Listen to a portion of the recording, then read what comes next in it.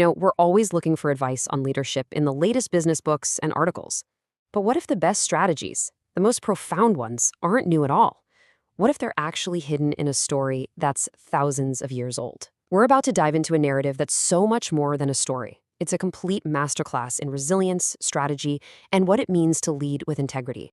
I mean, it's a universal feeling, isn't it? That sense that you're stuck, that you're in a situation with absolutely no clear way out. This story is for anyone who's ever felt like they've hit rock bottom and started to wonder if there's even a plan for their life at all.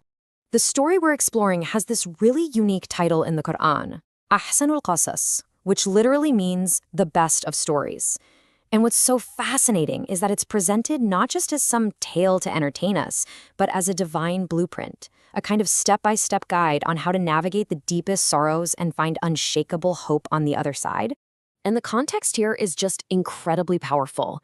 This story was revealed to the Prophet Muhammad during what's known as his Year of Sorrow, a time when he lost both his beloved wife Khadija and his protective uncle, Abu Talib.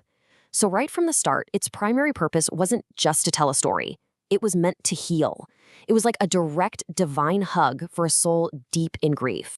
So you have to ask, right, what exactly makes this the best story? Why that specific title?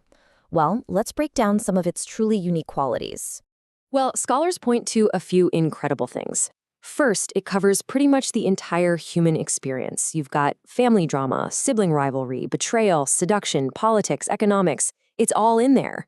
It's also considered a masterpiece of storytelling. But crucially, the Quranic version preserves the honor and integrity of its main characters, focusing only on the moral lessons. And here's the best part. Unlike so many epic tragedies, every key person, the patient father, the tested son, and even the brothers who did wrong, they all find a good redemptive end.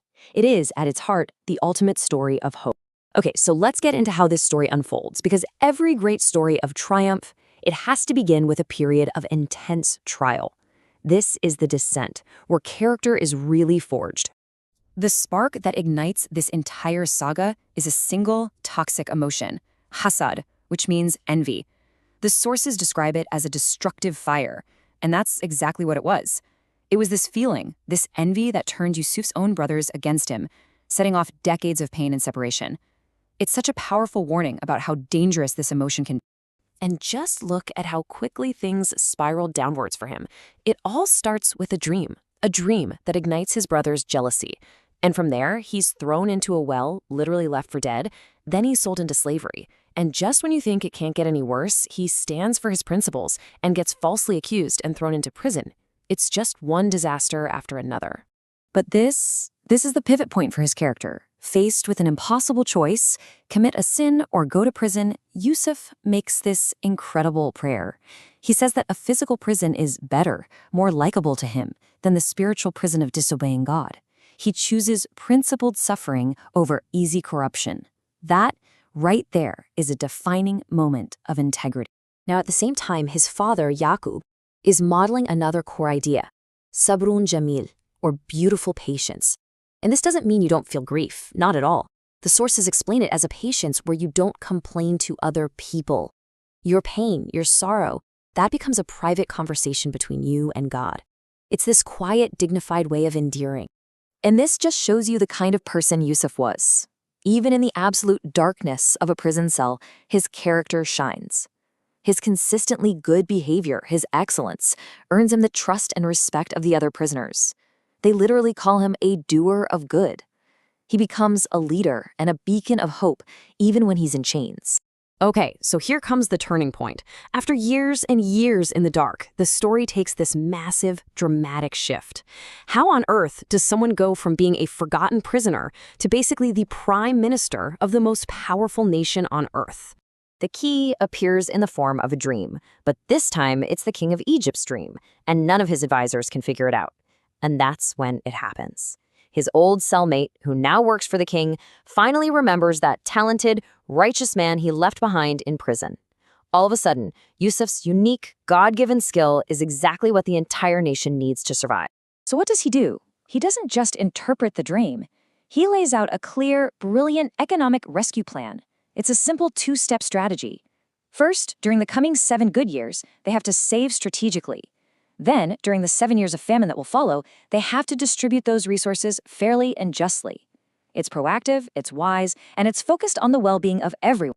And what's so amazing is how directly these ancient values translate to what we call good leadership today.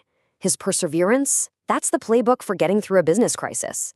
His demand for justice, that's the foundation of fair economic policies. His integrity is the bedrock of business ethics and fighting corruption. And his whole strategy is a masterclass in risk management. It's all right there. But the ultimate victory here, the real climax of the story, isn't political or economic. It's something much deeper, much more personal. It all comes down to the wisdom of forgiveness. So years later, his brothers show up in Egypt, desperate because of the famine. They're standing right in front of him and they have no idea who he is. He has all the power. He could take his revenge. But instead, when the truth finally comes out, he says this: "No blame will there be upon you today." He doesn't just forgive them, he completely absolves them of blame and then prays that God forgives them too. This is the absolute moral peak of the story. So how is it possible that all that pain and suffering led to this beautiful moment? The story introduces us to one of the names of God, Al-Latif, which means the subtle. It describes a divine plan that is so perfect, so intricate, that it works through the very events that seem like disasters. The brothers' betrayal was the first gentle step that brought Yusuf to Egypt so that he could one day save them all. And when you see it through that lens, the lens of Al-Latif, it all clicks. The well, the slave market, the prison, they weren't random tragedies. They were all necessary chapters in a perfect story. Each one was a subtle step, leading precisely to this exact moment of forgiveness, reunion, and redemption. And think about this, at the absolute height of his power. He's reunited with his family, his name is cleared, he saved an entire nation. What does he pray for? Not for more power, not for more wealth. He asks for a good ending. He prays, "Cause me to die in a state of submission to you, and join me with the righteous." It's just a profound reminder to keep our own ultimate priorities straight. So we'll end with this thought. If the author of our life story is Al-Latif, the subtle one, whose plan is perfect even when it's painful, how might that change the way we look at the difficult chapters in our own lives? What beautiful reunion, what purpose might our current trials be gently leading us towards?